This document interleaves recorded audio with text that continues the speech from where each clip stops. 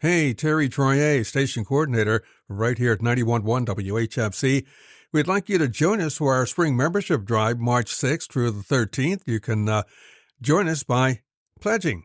Pledge what you can. We really appreciate every dollar that you give us because it goes right back into our Student Learning Lab, and that's where we train all of our future broadcasters here at 91.1 WHFC. Pledge right now. Again, the spring membership drive, March 6th through the 13th. WHFC911.org is where you want to go. And thanks for your help. Coming to you from the Freedom Federal Credit Union Studios, Harford County Living presents Conversations with Rich Bennett. Slow pitch affairs.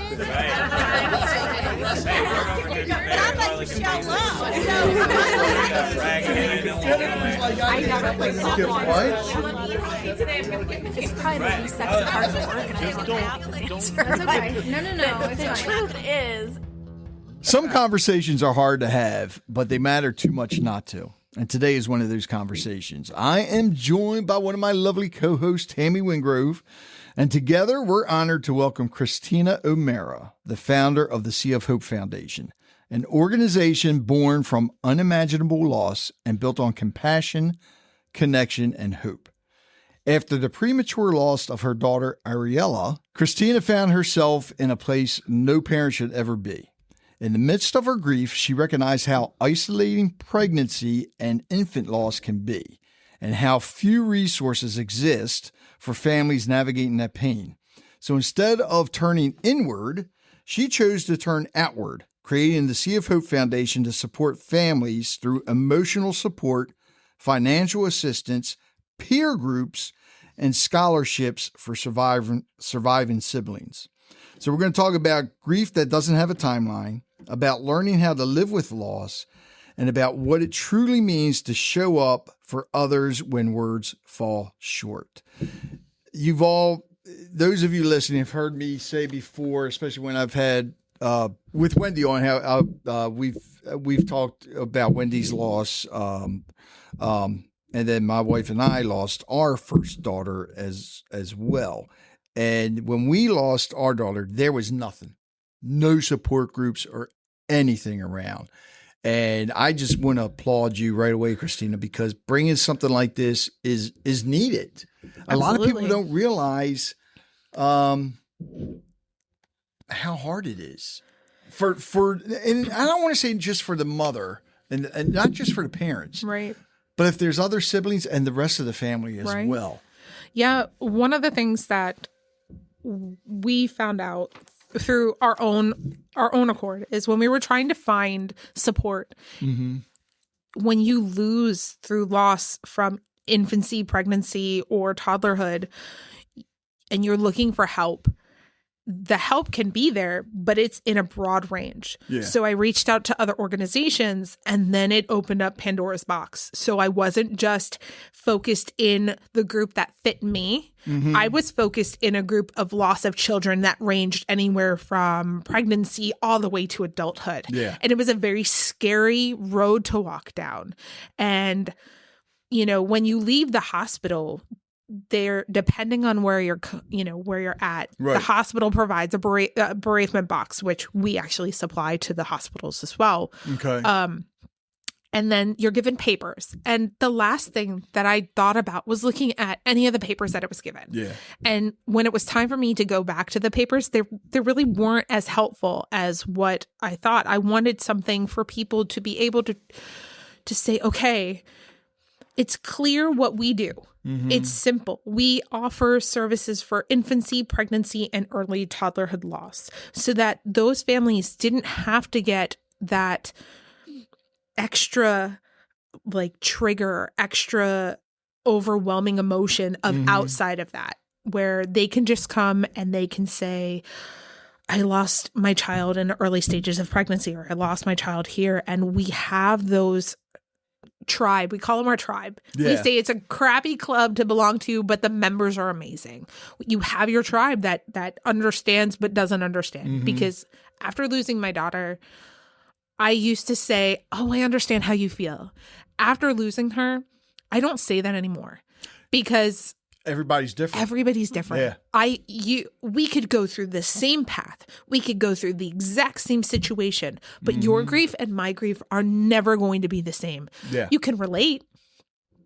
You can be sympathetic, but it's never going to be the same. No. Because my trauma, my grief and the experiences that I go through and how I process my grief are going to be completely different than the person sitting next to me. With the loss of Ariella, how soon was it that you actually started the nonprofit?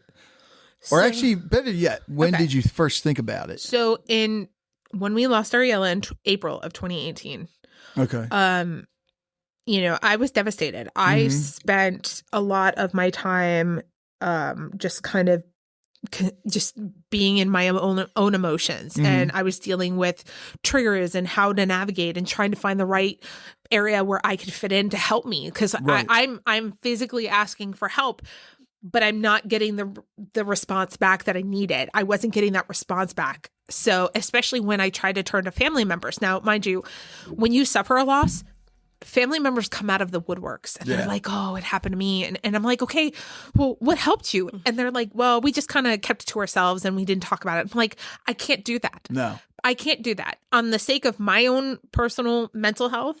And the fact that I don't want my daughter's memory to be forgotten, I need to talk. I need to find the people that are going to help me and so that I can better myself and possibly help other people. So in that aspect, in that moment of the first few weeks, I was like, I want to start something. But it wasn't until I was able to kind of collect my thoughts and pull myself together. I reached out to another nonprofit that had just started a chapter here in Maryland. And I became I followed them for a good amount of time. I had started the Mermaid Run in her honor. We started planning in 2019 for a 2020 race. And at that time, I was like, okay, we're doing all this good and all of the proceeds are being donated back to a nonprofit because we didn't want to keep it to ourselves. Right. So when they saw what we were doing, they invited me to become part of their committee.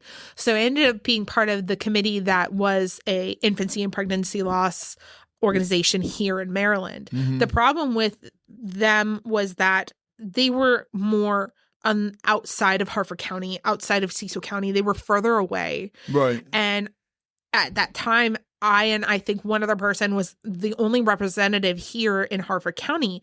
And when I looked at it, I was like, there's nobody here. There's nobody here to help. I can't put a support group together myself because it has to go through the channels of them. So I stuck with them for about 4 years. And in the year that we decided that we were going to start our own nonprofit, we didn't realize that the organization that I was in, the chapter was dissolving. So literally we were going to hold out for a whole nother year. And then we were going to be like, okay, we'll gradually go in. Well, the universe decided otherwise and said, nope, you're going to go headfirst into the deep end. And I was like, okay. So we were sitting out on the porch one day and we're like, okay, well, we need a name. We already know what we're going to do. We need a name. And that's where the Sea of Hope Foundation was born. It was around 2022, 2023 is where we decided we were going to start our own head first into the nonprofit world. How'd you come up with the name? So for me, Ariella, when we named our daughter, I was a huge Disney fan. I had a feeling The Little Mermaid had something to do with that it. Was Ariella's nursery was decorated in all Little Mermaid stuff. Okay. And my husband didn't want to call her Ariel because he's like, I'm not calling my daughter Ariel. And I was like, okay, let's do something different. So we were looking through all different names and things like that. I was like, well, what about this one? It just kind of fit. It just fit for what we wanted. So, and I've always been connected to the sea because I feel like whenever you bring yourself to the sea or the ocean, you have that calm. And it could also be bad. The sea can bring disaster, devastation, death. It can bring it, but then it can also bring rebirth and life and new form of new things. And I felt like it just fit, when we talk about the waves of grief and we talk about being in your boat, all these things are ocean related. Yeah. And I felt like it just made sense. The connection that I have and the connection that we had with our daughter, it just made sense to be in the sea of hope. I love that. Oh, thank you. So when you said about in the sea, during 2020, I heard someone say, we're all in different boats, but in the same storm. Yep. And it just really echoes back to the same thing of we're all in the sea, but your grief is different than my grief. And you and I really bonded. The timing was so providential because for me, what most of my family and friends don't know is that we also experienced loss. At the very end of October, we found out that we had found out in September that I was pregnant. It was a big surprise. My husband was over the moon, and so for me, the process was really interesting, wrapping my mind around. Okay, we're going to have another baby that I didn't know RSVP'd to this party. Right. And then the loss that came with it and meeting you 2 weeks after because we met at the grand opening for Made Me Mine. And when Kelly introduced us, I was just thinking, oh my goodness, this is perfect because who do you talk to about it? And my mom had experienced loss 30 plus years ago, and it was the same thing where there weren't groups. And that's the one thing that I always tried to tell people, or at least that was the almost epiphany moment that I had over this past break, is that we talk about how we're 1 in 4. We're 1 in 4 families who've suffered from infancy and pregnancy loss. And that statistic may not be correct. It may be 1 in 2. Yeah. And we know generations upon generations, it's embedded in history that people do suffer from infancy and pregnancy loss. And the fact that it's so crazy that we are not able to openly talk about it without some sort of hesitation or too taboo is insane, because I felt like the moment that I had was because it's so common, we should be talking about it. But because it's so emotional and it's such a gray zone, we don't talk about it because people are too afraid to talk because of how history has brought it through, where we don't air all the things, and it's just another. That's what we've always been. It's just another. You can have another. All these little moments of words that people say, oh, it's okay, you can have another. That's so triggering for someone who is just lost. And it's not always the case It's either. not the case. You it's can't not. always just try again. You cannot. You don't know what the other person has gone through just for that pregnancy alone. That could have been their, first one. They could have went through IVF. They could have went through rounds of treatments just to have that one. And I found myself in the beginning of my grief where when I had lost her, we were coming right into Mother's Day. And my husband, because I had a son prior to our daughter, he wanted to take us all out. So we went out. We went to a Sunny Day Cafe and we were sitting outside, and I sat there and I found this woman walking up with her husband, and she was pregnant. And I felt this, why her? Right. Why her? And then it took time for me to realize, but I don't know her story. I don't know what she went through to get there. Right. And we don't know where her story is going to end. And I can't prejudge. There's no more judging.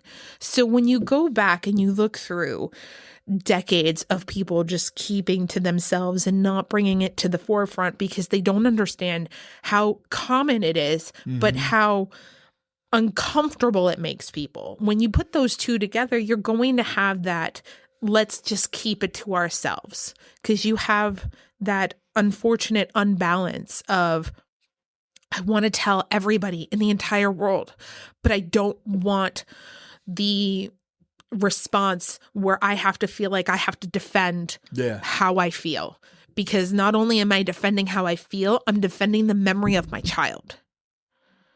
And it was almost like that, a moment of, okay, we have to find where that fine line balancing act works so that people who have suffered years prior, where it was never talked about and where it was never discussed and it was hidden, it was just pushed under the rug, where they can come forward. And we offer that. We offer for those people who have lost children 30, 40 years, however long ago, infancy, pregnancy, and early toddlerhood, to come to our groups, to get that support that you need, because it's needed.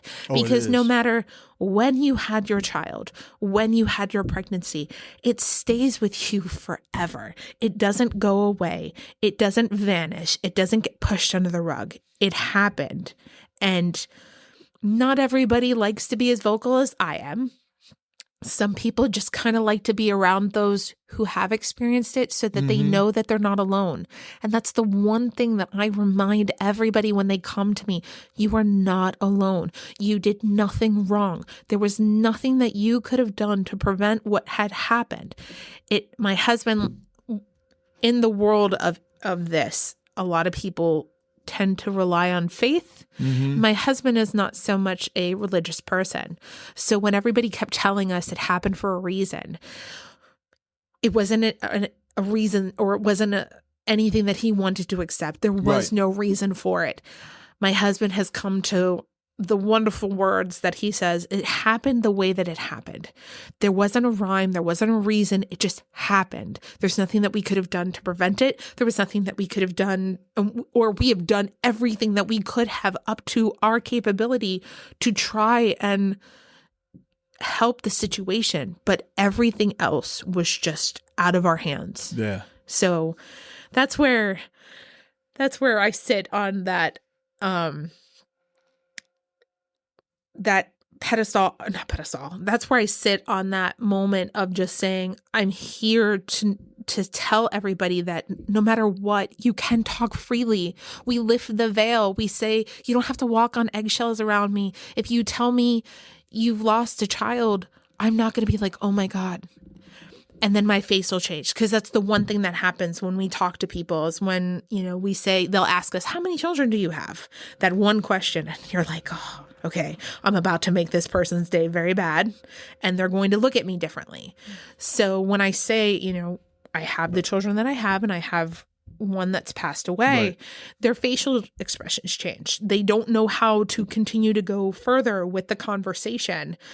And that uncomfortable feeling where you turn into the person consoling the other person because of your loss, it becomes too much, because you're wanting to keep that memory alive. You're wanting to keep your mental health focused and moving forward. But now you find yourself consoling somebody else who's never gone through it about the traumatic experiences that you've gone through. So when people come and they say, we're looking for help, we lift that veil because we surround ourselves with people who have suffered it. So you're more freely to talk about it without that hesitation. Yeah. See, you 30, 40 years ago, even longer than that, people didn't talk about it. They didn't talk about mental health. Right. And this is the part I don't understand. And today you'll have a lot of people will talk about their mental health more than they will about child loss. Well, child loss plays on your mental health. It does. Talk about it. Yep. And it's when you mentioned when they ask how many kids you have, I tell them I have 3. My son and my daughter, and if they ask, I'll say, we lost our other daughter, but it's still 3. Yep. She's my guardian angel sitting up here. Absolutely. And smacks me something. She don't smack me. I think it's my brother that smacks me. But the thing, all right, let me ask you this. I'm sorry, Tammy. It's okay. Because I have a tradition, and with our daughter, she was stillborn. Okay. But I was able. My mother went down to the gift shop and got a little angel on a music box. Yeah. You pressed the button, it played. My God, I am drawing a blank here. The song always makes me cry too. Amazing Grace. Okay. That'll do it. And what I did was I put it in my daughter's hand. I wanted something that touched her. Yes. to this day, and that was back in 2000. To this day, now since then the music box fell off, but to this day, I keep that angel on my nightstand. So before I go to bed, I'll say a prayer, give her a kiss goodnight, and below there's a picture of her and my wife. Right. You know, and then when I wake up in the morning, first thing I do before I get out of bed and get ready, pick her up, say a prayer, give her a kiss. Yeah. But it just makes me feel so good. Yeah. And then now here's the funny thing: our other daughter was born 2001. Okay. Now my son was devastated. Because he wanted a little sister. Right. And then when our daughter was born in 2001, she never knew about it. As she got older, we told her. Well, my daughter found a little heart-shaped rock when she was a little baby or old enough to walk. And she gave it to me. I call it my grateful rock. So that sits next to the angel. And I always say something I'm grateful for. Right. She went, I think it was my brother-in-law took her to Gettysburg one day, and I forget what house it is, but they went in and she found a doll with red hair, because our daughter Maggie had red hair, and a little green Irish dress. And she called it Maggie, and she sleeps with it. Now, when they go away, here's the weird thing. Yeah. When my wife and daughter will go away, which I can't stand, I can't sleep. But now my daughter's 24. Yeah. She'll put Maggie in my bed. She goes, make sure you take care of Maggie. And I grip that thing. I wake up and I'm still gripping it. Yes. But I sleep. I can sleep now. Makes me, but it's just things like that, because I swear she's right there. Yeah. And I want to keep the memory alive. Even though we couldn't create memories, I'm creating memories, if that makes sense. It does. You know, the one thing that a lot of the times that we talk about, when I suffered the loss of our daughter, one of my coworkers had lost her husband. And she was in that devastating grief where she was angry. And when I had come out from what was to be my maternity leave, but while I was off because I was trying to get myself together, you know, I came to work and she was still in her angry grief. And, you know, she said to me, she was like, well, at least you didn't have all the memories that, you know, that would last for, you know, through the lifetime of being married. You know, they were married, you know, for X amount of years. And the same with my father-in-law. My father-in-law passed away a year prior to Ariella being born and passing. And she mentioned, she's like, well, you know, they had X amount of years together and there's memories. I said, yes, but I'm missing out on the possibilities of memories being made. Exactly. I'm missing out on those milestones, those moments of memories that you have that you can cling to, that you can hold on to, that you could take pictures or go back and look at video and remind yourself that they were here. Even if you have a child who is lost through toddlerhood, you're missing out on their first day of school. You're missing out on their first lost tooth. You're missing out on their first haircut. You're missing out on birthdays and anniversaries and all of these things. And I think for me, that's the one thing as a lost parent that we cling to. Yeah. Those moments in life, those particular moments where milestones are made, we don't get to have because we're sitting there in wonder.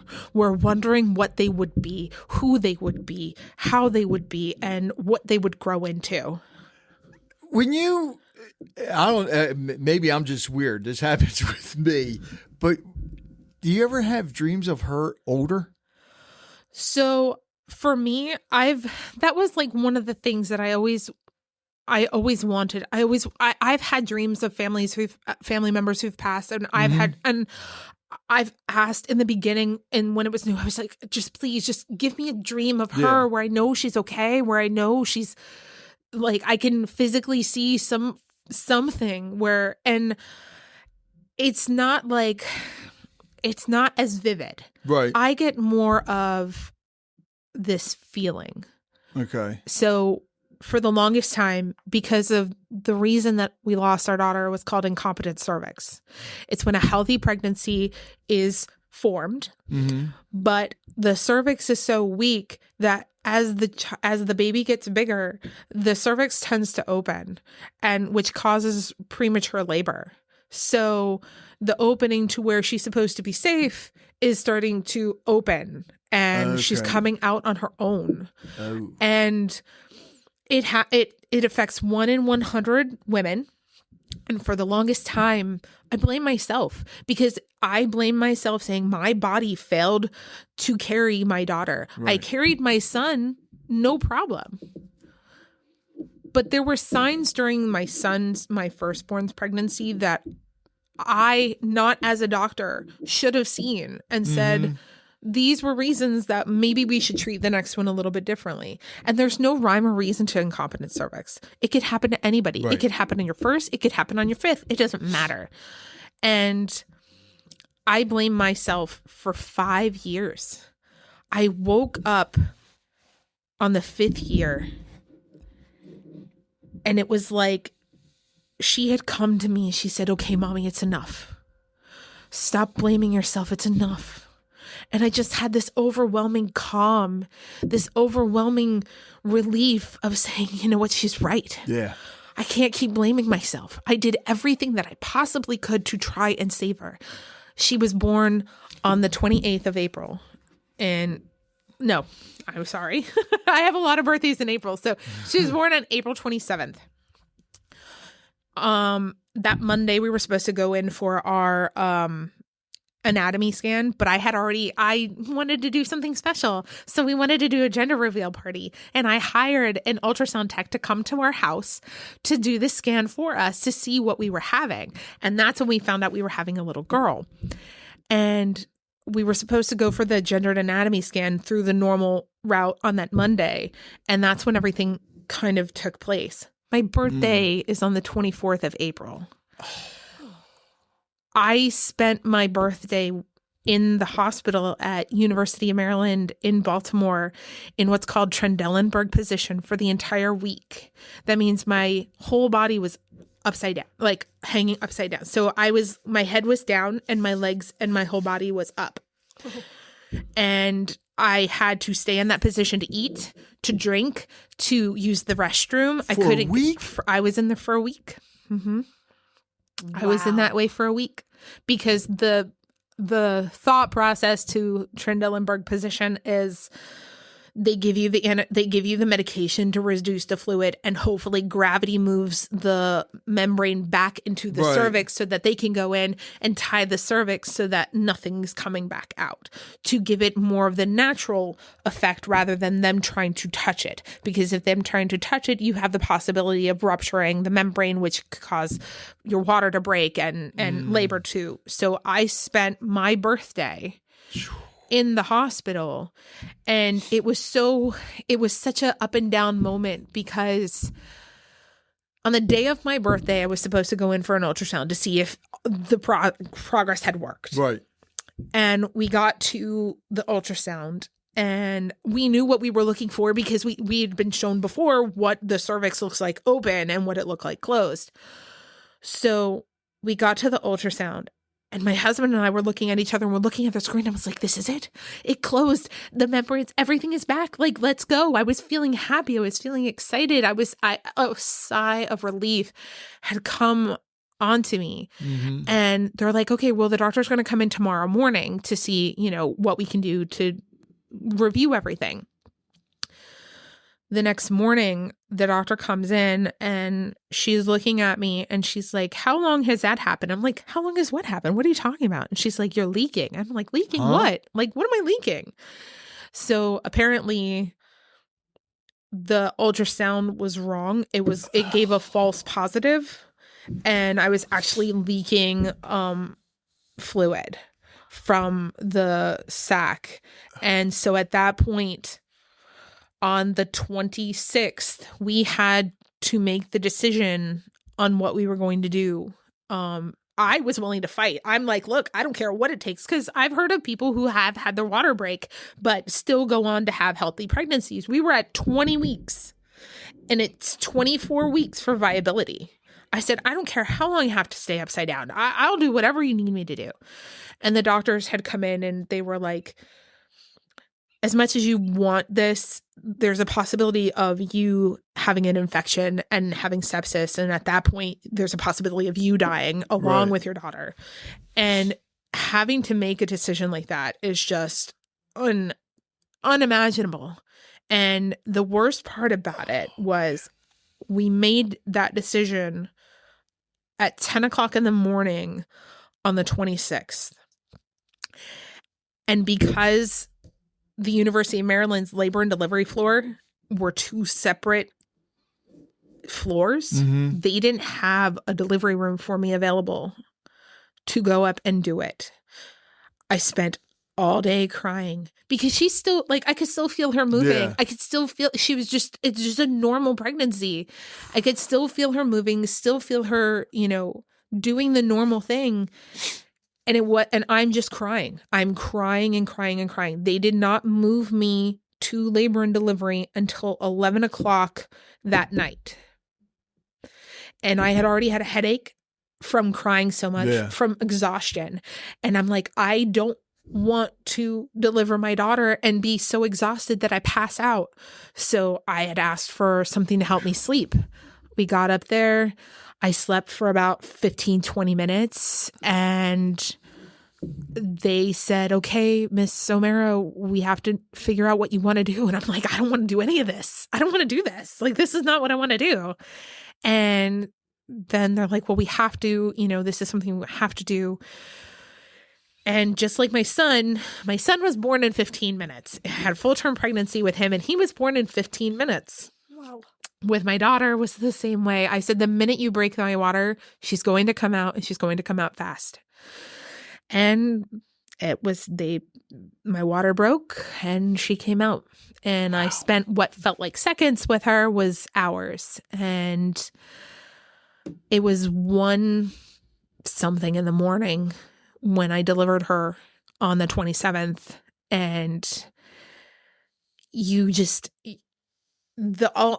everything in your head, you're processing grief, you're processing, loss, you're processing sitting there with your daughter who's wrapped up in a blanket that you want to, you don't want to leave her. You don't want to, You still feel like you got to protect her. You have to protect her. And, the one thing that I always take with me is out of the room full of silence, I was the only one that was I was the one that I could hear myself cry. But in the moments that I had stopped crying for just a single moment, I could hear crying from the nurses. Oh, wow. And that's why for us, with our organization, we support and we recognize the nurses. Yeah. Whenever we're first going into a hospital and we do a donation drop off for our bereavement boxes, we always provide a thank you luncheon for the day shift and the night shift of the labor and delivery and NICU nurses that are there, because we know that they're grieving with us. Oh yeah.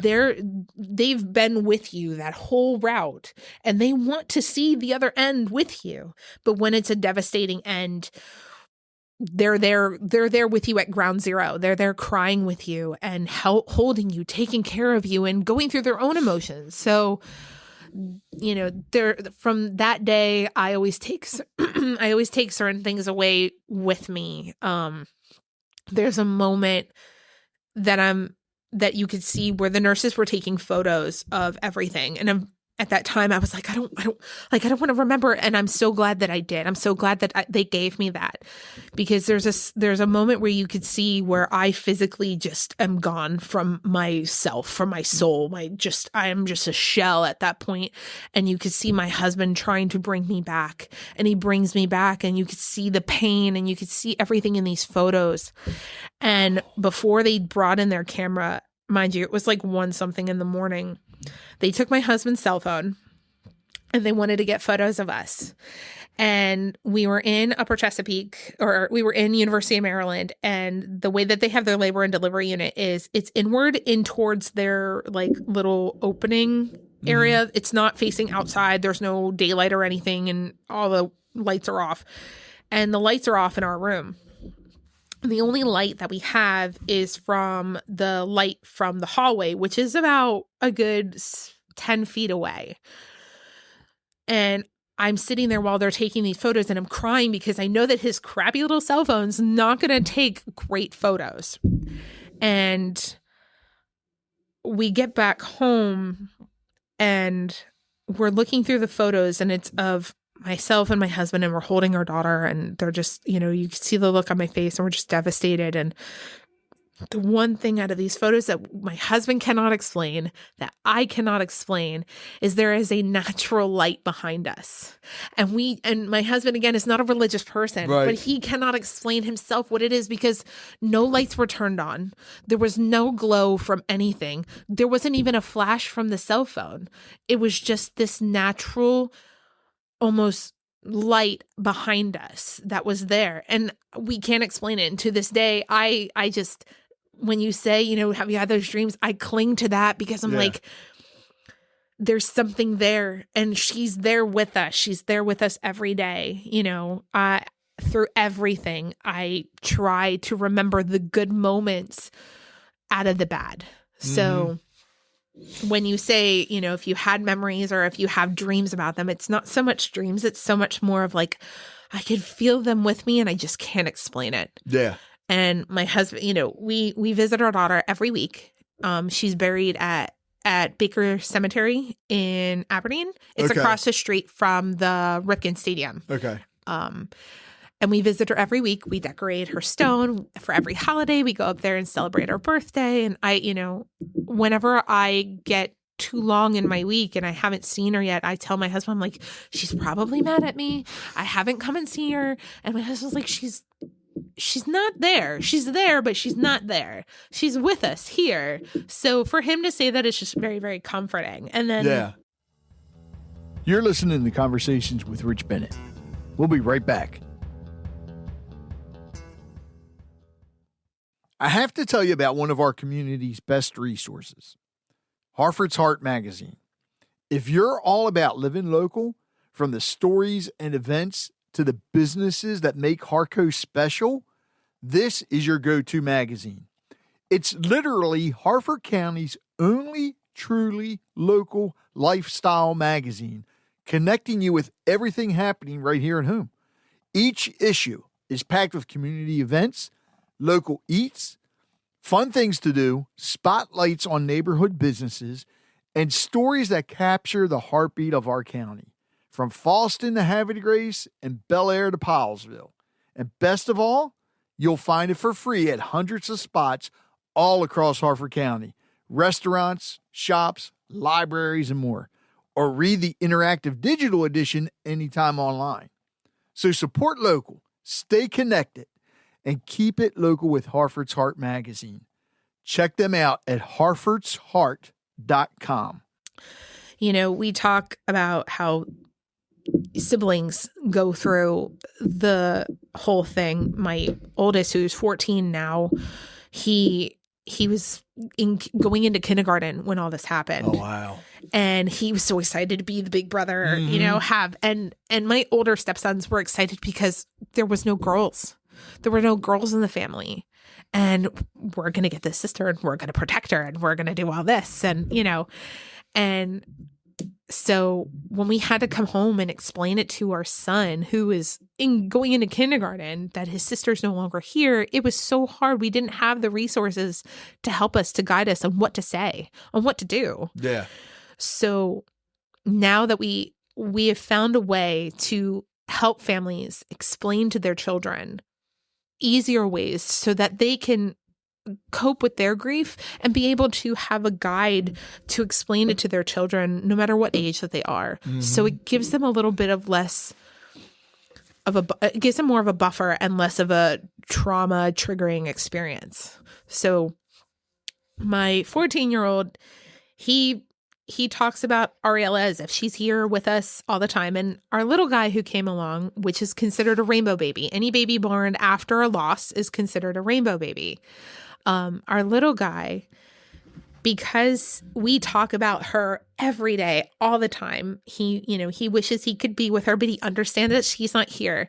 And through everything else, he came to us one day out of the blue, and he looks at us, he goes, I saw Sissy today. And I'm like, you did?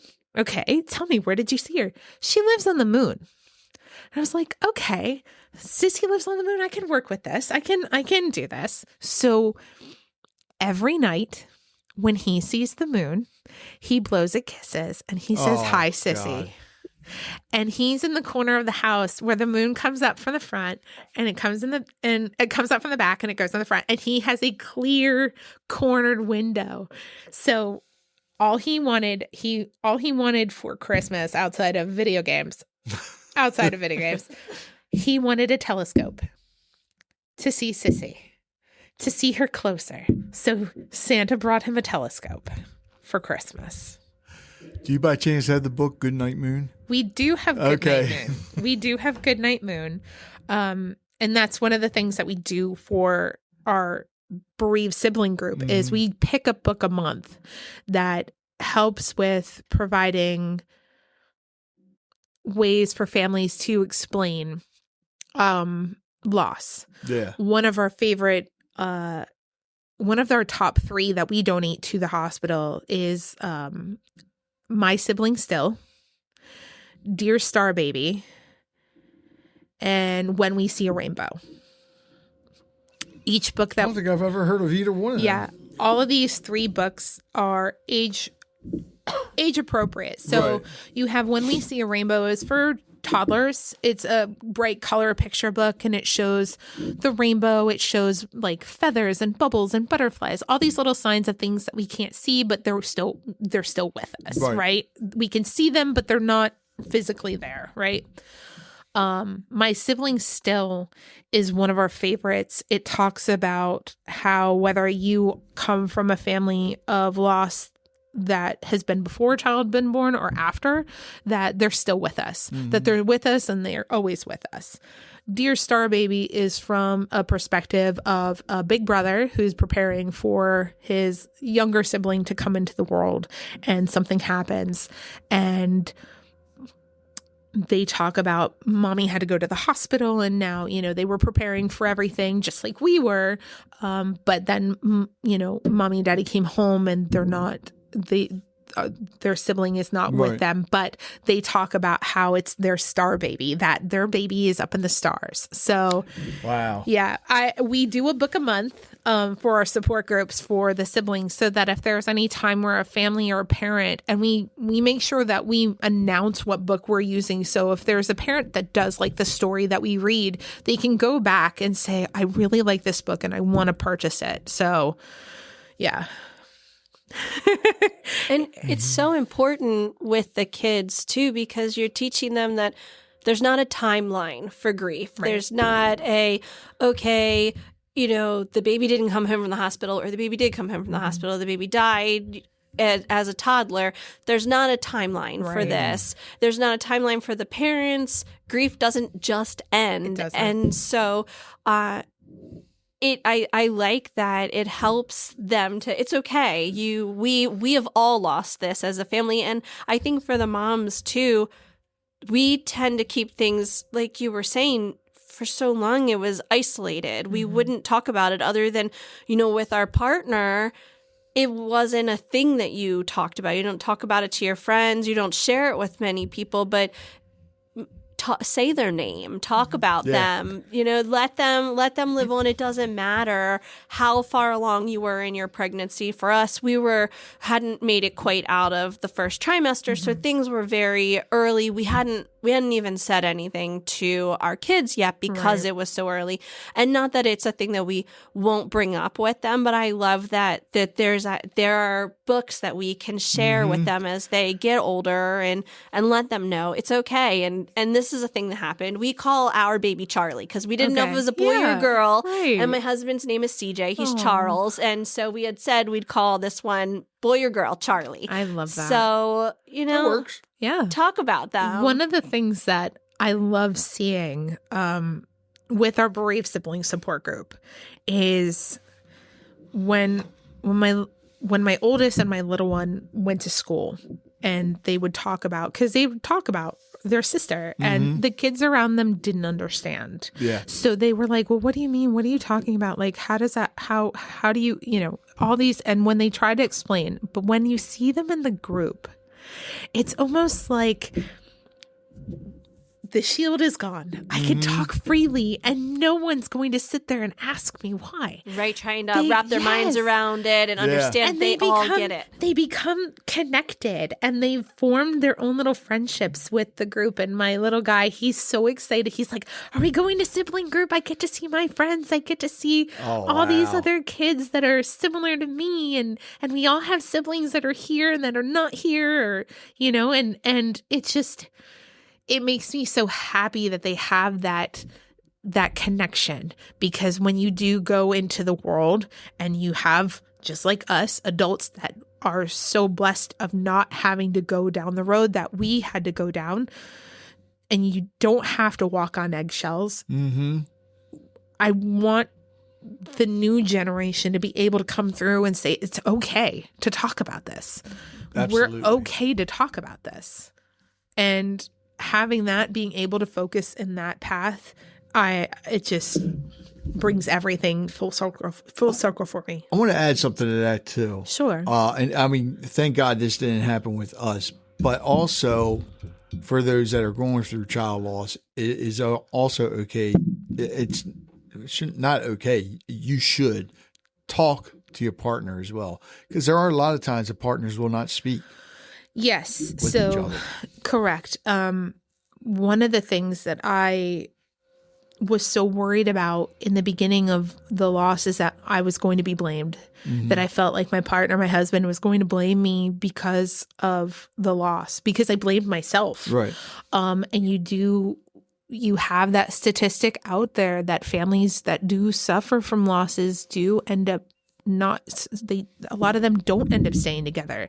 They do end up separating, or they rush into having another one so soon, and they haven't fully healed. Not even the heal is they haven't even fully addressed their grief. Right. Yeah. Yeah. They well, haven't that's what I mean by that too. Yeah. Right. They haven't processed it. They haven't worked through their own grief, and that was one of the things that I was so worried about with my husband. But at that point, I shouldn't have been, because of knowing the type of person that I married. And we know that dads or significant others process things differently. Yeah. We're starting and implementing this year something for dads.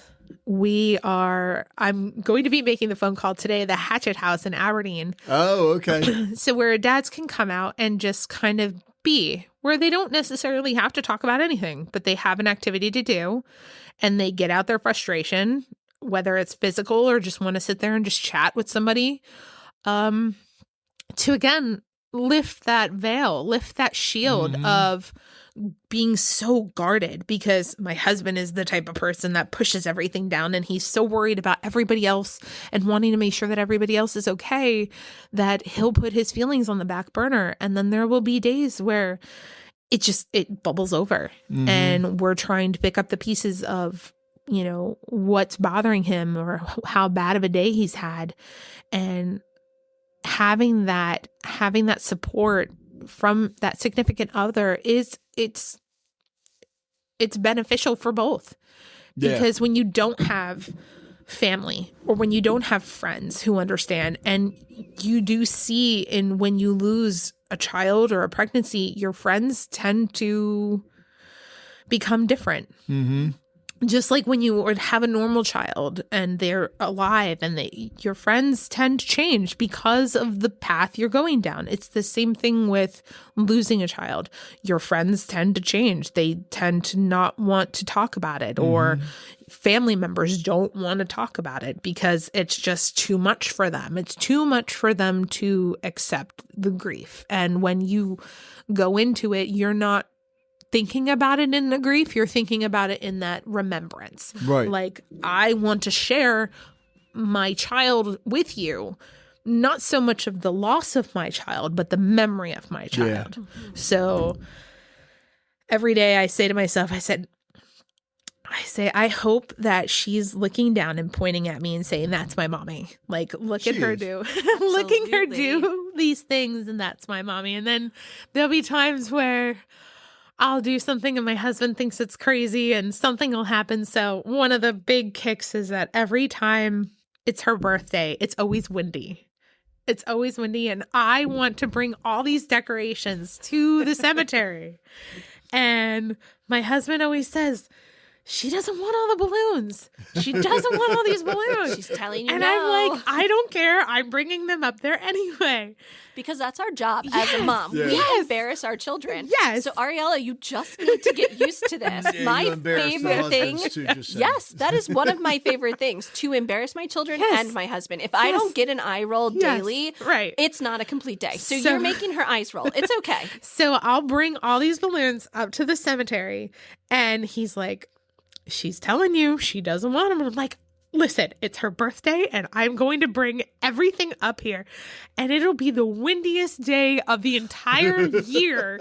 And these balloons will be like waving to the ground and they'll pop on the grass. And she's like, see, she told you. And I was like, I don't care. I'm still doing it. So there was one when we don't do balloon releases because it's very bad for the environment. So our And planes. our connection with our daughter is bubbles. Okay. So every year, See, and bubbles, yep. I see the Every year for her birthday, we bring bubble machines and it fills the entire cemetery with bubbles and they just take off in the wind. That is So, awesome. Yeah. So See, she likes the bubbles. she She's does making like it windy she because does like she the likes bubbles. the bubbles. She likes the bubbles. She hates the balloons. And You my know- husband will be like, that's my girl because I hate the balloons. I think that she just wants more attention. The Yes. balloons are just right there, Right there. and only some people Yeah. can see.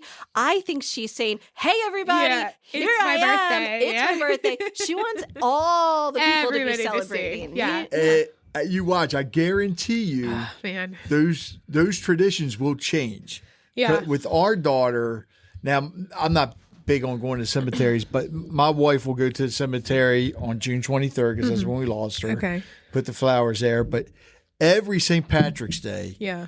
we go to the cemetery because my parents are there. Mm-hmm. Our daughter is in the same, Area. well, actually on top of my great grandmother Mm-hmm. and behind my grandmother, Okay. across from my aunts. And so it's like a family thing. Yeah. But it's tradition for us, St. Patrick's Day, we go to my father and mother's 1st. Mm-hmm. We're probably the only family in the cemetery that has a cooler full of beer there. And we'll sit there and drink a beer Yeah. with Dad because he was the leprechaun. Yep. But now the tradition is because our daughter would have been 25. Right. I didn't start this. Yeah. It was my son and my youngest daughter, who a year younger. Now they go over there and also have a drink with Maggie. I'm looking forward to that. I'm looking forward into the change and evolution of their traditions. We always say, my relation with Ariella is through mermaids, Right. but my husband's relation with Ariella is penguins. So we have these penguin things that I don't know what it is. It's just penguins and him and Ariella. That's their thing. And that's cool. I'm so, that's all right. With how she would have been 8 this year. So as she grows, I can't wait to see those traditions of seeing that. And to see the kids take Exactly. them on and even change them. That's what got me. Yeah. It's like, wow. I just love the excitement and the hope in such a loss, right? Yeah. But there is excitement to hear you say, I can't wait to Yes. see. There's hope for people who are listening and just are in the dredges of that grief, that there's hope that you can look forward to. You can still make traditions. Yes. Having that shot, it's not the way that you thought it was going Yep. to be, but you found that tradition and you're gonna see how things are gonna change, and it's okay. They're still growing up with you, just not the way that you thought it was gonna be. And the other thing is too, because it's weird. Like when we're there at the cemetery, I have fun with it. Yeah. Because I'll look at my son and my daughter. I'm like, you guys, don't you think Maggie would hate Budweiser? Because that was Yeah. my father's beer. And Yeah. so my daughter would be like, well, I'll grab a Truly then or a White Claw. Right. I'm like, no, she probably doesn't like that either. I mean, She could be bougie. You should bring her charcuterie board. Yeah, I there bet you at go. 25, you really get her a nice glass of wine Yeah. and a charcuterie board. no, she'll I- probably be like my No. other daughter and my wife now, be like, can you make her an espresso martini or a espresso gingerbread martini. martini? See, my stepsons will be 26 and 24 going to That to bourbon this new year. phase. Yeah, so they're still rocking the hard stuff, the tequila and things like that. They're still rocking that right now, but Just tell them they got to wait till she's 21. Yeah, no, come right? on, No. keep it But like you said, for those who are listening and they're so raw in their grief because it's so new, Yeah. it's so hard sometimes to comprehend this part in my life because this is my journey. But what I've also noticed is that people who are ahead of me in the time frame of their child still may not be in the same mind frame No. as me. And so what I take from it is, I can't wait to see what we grow, whether it's our event that we plan in her honor with the Mermaid Run, and see how that's grown in that time frame. But the one thing I reflect back on is when we were at the cemetery and before we could afford a stone, because stones are expensive. Oh, yeah, they are. They're so expensive. We bought a purple pink mum, and it was no bigger than like a little bushel of flowers. And each year it has grown with her, and it's gotten bigger and bigger and bigger. And that's the one thing that I want families to understand, is that even if you're in the beginning of your raw emotional loss and it's so new, your story one day could help someone who is in that same predicament of, I don't know if there's hope for the future. Your story could be the inspiration that gets them up in the morning. Your story could be the inspiration of them branching off and doing something that is well without your means, but within their means, that they can help in another direction. Because in this root of infancy and pregnancy loss, there's so many branches to this tree. There's so many ways that people can help and so many things that people can do. And the more people talk about it, the more we can bring awareness to it. And the one thing, because we have other children, that we had grown to see is that in starting a nonprofit and being within that nonprofit world, it's almost like a revolving door where you have the new ones that come in that are so raw in their grief and they need that support. And then you have the ones who had been around for a while and they're like, you know what, I'm able to manage by my own. I don't really need this anymore, and I'm going to take it in my own direction. So they leave and you don't hear from them, or maybe they might, pop in every once in a while. We wanted it to be a continuous thing because memories and moments are continuous. And that's why we developed our bereaved sibling scholarship program, so that when a child who has been born after or before and they have a sibling that's been lost, when they get to that age where they're going to go for college or continuous education, that we'll be there so that they can apply for a scholarship through our organization. And we award two. We award 2 scholarships at $800 per awardee. And the one thing that I love, and it keeps everything connected, is during our events, especially with our walk that's coming up in May, on May 30th, it's our Sea of Remembrance Walk. Our 2 top fundraising teams will be invited to the next academic year to present their award on behalf of their child to the recipient of the winners of the scholarship award. So we have 2 winners from the previous year who will be awarding the scholarship to applicants that are coming in this academic year. Oh, wow. I love that. It And just keeps keeping it. It keeps it. Yeah. So it's not only is it a gift from a sibling from the loss of those who are applying, but it's bringing in the community and having their children be recognized. So we're hoping that we did have one applicant last year who won. and we're hoping this year we have more. As of right now, we don't have any. So if you have a student or someone you know has a student that is looking for a scholarship for continuous education, we please invite you to just come and apply. It doesn't take anything to apply. There's a form to fill out, and And where do they find this form? On our website. What's the website? The seaofhopefoundation.org. The Sea of Hope, not Sea of No, Hope. it is. Sea of Hope. No, it's Sea of. You can either do either or. I bought both domains. I don't think you can do either or. If you do either or, nothing's going to come up. You can do. Oh well, yeah. He's being rich. Yes. So you can do the seaofhopefoundation.org, or you can just do. We have it as seaofhopefoundation.org. And there you'll be able to find our updates to our support groups. You'll be able to find updates to our events, our remembrance events, like our Sea of Remembrance Walk that's coming up, our Wave of Light event in October, because October is Infancy and Pregnancy Loss Awareness Month. Both those events are hosted in Havre de Grace at Concord Point Park.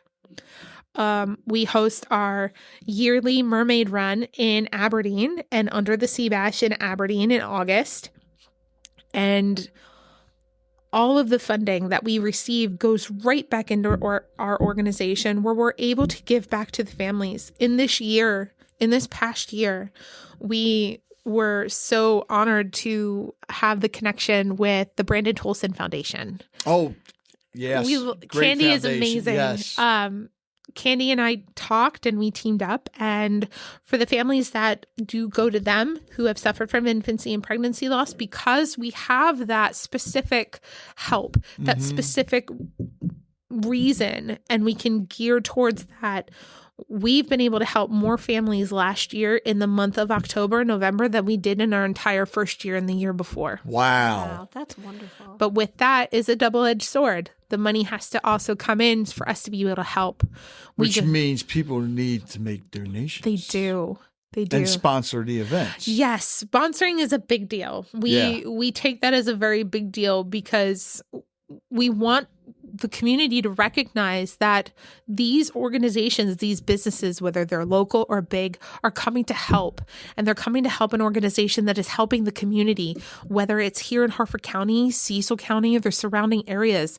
We're making those donations, we're making those financial contributions to those families, so that when we make the call to the funeral home and saying, we are approving the entire cost coverage of this child's funeral, and the response from the other end, from the family, from the funeral home, is, you don't understand what you've done. You've helped us in so much. The tears, the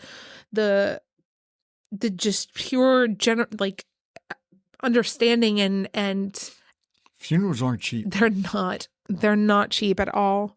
Just the pure emotion that comes from us saying, okay, we have that hands-on where we're walking the check-in, or we're putting it in the mail, and we're saying, this is covering this baby's funeral, and this family doesn't have to worry about it. One things that I recently did with the Brandon Tolson Foundation is they sent our information to a hospital in Baltimore. And the hospital actually called us and said, we have this family and they're in need of assistance with trying to find a funeral home. And the loss just happened. They literally called us at the loss just happened. Wow. And I said, okay, I dropped everything. I said, what can I do? So I got a hold of Macomas, who we've been working with. I talked with them, and the crazy thing is that the family didn't speak English. So I said to Macomas, I said, this is what we have. This is what I need you to do. Can you help this family? She called me back and she's like, we can help the family. So I know what it was like to be in that moment where that family was, because we didn't have a plot. We didn't have a place to bury our child. We didn't have anything. Yeah. We didn't know what to do. We had a nurse come into our room to do the formalities, to tell us we had 4 options. Option number 1 is we have the funeral home can come and collect and you can have your own funeral service. Option number 2 is we can do cremation. Option number 3 is you can donate her body to science, which, again, you just asked me that after I just delivered her. And the 4th option I never even thought was something that was possible. And it opened my eyes to want to help more families. It was hospitals do mass burials for infants for pregnancy losses. I did not know that. I did not know that until we were asked. And for those families who don't have the financial means or are traveling from another place because we were in a high risk, PICU, NICU hospital, right. When you have them traveling from other states and they can't afford the transportation to get their child back, because you can't just transport, on your own, that's the option that they give them. And wow. I, at that moment when I got that phone call from the hospital, I said, we can't have this. So what ended up happening was it all worked out and we ended up covering the cost of the entire funeral costs for the baby. Wow. And Macomas came through and went and picked up the baby that day. Wow. That's amazing. And so it's just those stories that I feel like Ariella, I want to do good in her name and I want her memory to live on, but I also want for the Sea of Hope Foundation to be able to grow so that families know that whenever they're in need of help, that they can reach out and they can ask for help, and we will do everything that we possibly can to help them. And again, going back, those sponsors, those businesses, those communities, those organizations that come out and come forward, those are the ones that are helping us fund that. We can give as much grief support and as much, counseling or peer-to-peer or anything. We can do that out the ends. But coming through and covering the cost of a funeral or donating over $3,000 worth of bereavement boxes so families have something to take home, because we'd realized when we were making the donations to the hospitals for bereavement boxes that some of the nurses were fitting the cost for the boxes. Wow.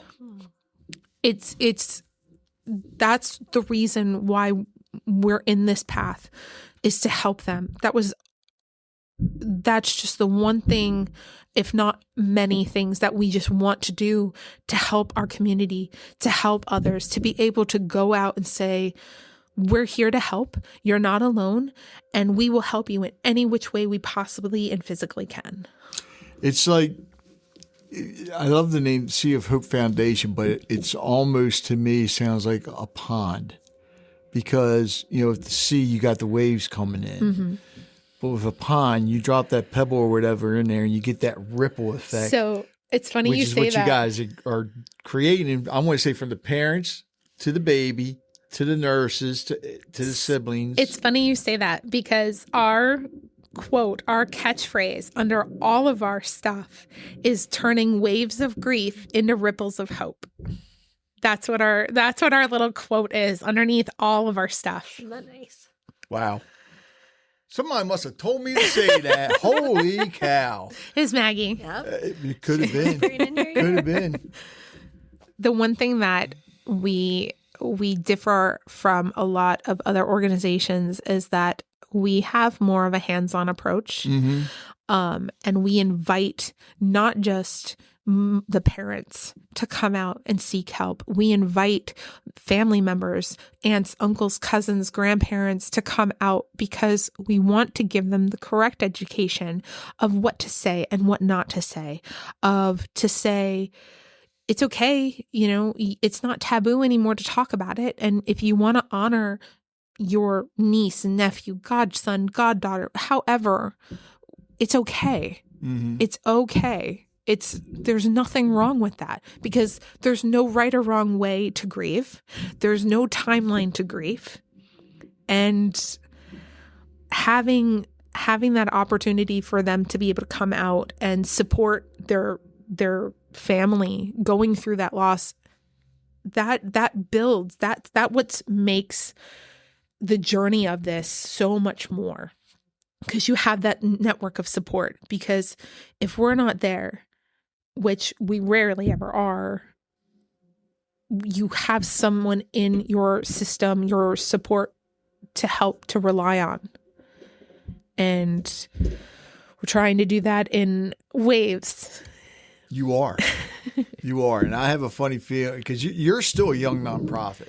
Yes, very young. I have a funny feeling within, I want to say probably 5 years time, you're going to be so huge to where you're not only taking care of the funerals, but something else that we mentioned that is expensive and it takes people a lot of time to get it. I know it took us, I forget how many years. Yeah. The headstones. The headstone. It's ridiculous how much it costs. Our daughter's even urns. Urns. There's nothing. We didn't realize when we found after my husband was on the phone the same day we lost our daughter, because his family doesn't have plots here. Right. They were cremated and their ashes were spread. And we found that after we found the cemetery that would take us to see us that day. So I had her at 1-something in the morning. They discharged us from the hospital at 10 a.m. Yeah. What? 10 a.m. Mm-hmm. I think my wife was still in for a couple of days, if I'm not mistaken. Wow. 10 a.m. we were discharged from the hospital. I was wheeled out with birthday balloons and a box because, again, it was my birthday. And a box, an bereavement box, into this huge lobby. And the best way I can put it is you feel like your entire world has stopped, but the rest of the world is speeding by you. Got into the car with my husband because we had to make an appointment because the funeral home wouldn't pick up our daughter from the hospital until we had an appointment to coordinate everything. Got in the car. Took us about 45 minutes to get home. I got a shower. We got there around like 11:30. And then at 12 o'clock, we were at the funeral home. Jeez. And that's a lot. It's a lot. So when we went through the whole thing of the funeral and we had the plot, we had her funeral, we had her burial, then, we're like, okay, we want a stone. We want a stone to say that she's here, because all we had was a little metal stick-in sign that said, her name on it. We had gone to a couple of different places that were local and some that were in Baltimore County. And we didn't realize how one stone company said to us, "You're lucky." And I was like, what do you mean we're lucky? They're like, some cemeteries have a rush fee. If you don't have a plot, they charge you extra because it's a sudden loss. Yeah. And I'm like, this is insane. So just to die, just to pass away, costs a lot of money. It costs a lot of money. And those triggering moments, between that and knowing that you gave a live birth, because our daughter did live for 16 minutes. I wanted a live birth certificate. But when I went to the health department and I went to get her birth certificate, they printed it out. But as it was printing out, it shocked me and it shocked the woman that was printing it out because she had never seen it before. In big black letters right across her birth certificate said deceased. And when I called the hospital, I said, she was born alive. I have her death certificate. Why is her... And they said because of people who use it for tax... Come on. Yep. That's what we were told. Wow. Yeah. I said, I don't at that point, I mean, if you're going to go above and beyond and try and get a birth certificate, I just felt like, I was like, I just want something that said she was alive. She was here. Because I sure as got the bill for it. It said live birth on the bill that I got, a normal delivery. That's what I got. And I was like, if everything else is telling me it was a live birth, why can't I have her birth certificate as a live birth? Wow. It's shocking in the things that we experience just through the hospital and the doctors and all of the insurance alone. And that's where part of our journey and part of what we want to do is start at that ground zero. We need better educated nurses and doctors where, because again, going back to the loss of my daughter, something like that could have been caught at the 16 week anatomy scan. And I asked the doctor, why didn't I get one? And he said, because your insurance company won't cover it. So there's a lot to a nonprofit that is trying to help in not just the aftermath, but that the before to prevent. We're trying to, like I said, it's a tree. Yeah. So many branches, we're all rooted in the same cause, but we're so many branches of different ways to help. Which is why it's important for all you listening to make a donation and sponsor these events, because, oh my God, I didn't realize that about the, Jesus. God. Christine, is there anything else you would like to add before I punch a hole in the wall now after that? No, don't punch a hole. I didn't realize when you said that, because insurance wouldn't cover, it's like, yeah. That, it's just here recently that the government just approved stillbirths being able to get a birth certificate, because before they would not give birth certificates for stillbirths. Wow. So a lot of it is formalities, unfortunately. And I'm just very honored that you invited me to come out and be on your podcast. The more I can talk about my daughter and talk about what we do, the happier I am, because that means I get to say her name more times in a day than if she was here and I was yelling at her to go get her toys up off the floor, or, go clean up her room, or stop fighting with her brothers. That's a great way to end. Let's say their names. Maggie. Charlie. Ariella. And for all those who don't have names as well. Absolutely. Thank you for listening to Conversations with Rich Bennett. I hope you enjoyed today's episode and learned something from it as I did. If you'd like to hear more conversations like this, be sure to subscribe to the podcast so you never miss an episode. And if you have a moment, I'd love it if you could leave a review. It helps us reach more listeners and share more incredible stories. Don't forget to connect with us on social media or visit our website at conversationswithrichbennett.com for updates, giveaways, and more. Until next time, take care, be kind, and keep the conversations going.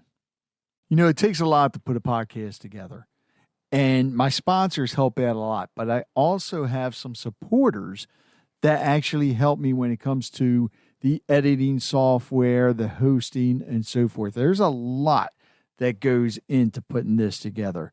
So I want to thank them. And if you can, please visit their websites, visit their businesses, support them however you can. So please visit the following. Full Circle Boards. Nobody does charcuterie like Full Circle Boards.